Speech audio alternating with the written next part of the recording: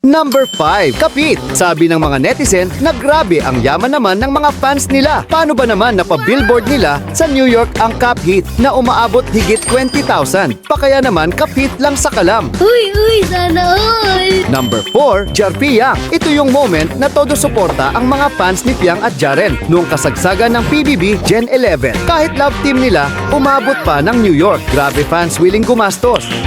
Nice. Number 3, Ash Rave. Bagong love team pa lang umabot na agad international. Grabe ang kilig na dala ng Ash Rave. Kaway-kaway sa mga fandom nila. Todo suporta, talagang effort ang fans. I'm tired. Number 2, SB19. Magpapahuli ba ang atin? Siyempre, hindi kaya naman ilang beses na Billboard ang Kings of P-Pop. Damn! Ano pakiramdam ma-Billboard? Number 1, Pini, ang nation's girl group ng Pinas na featured sila bilang new artist on the horizon. Sabi nga nila sa kanta, ang buhay ay di karera, kaya kita mo umabot na sila sa international.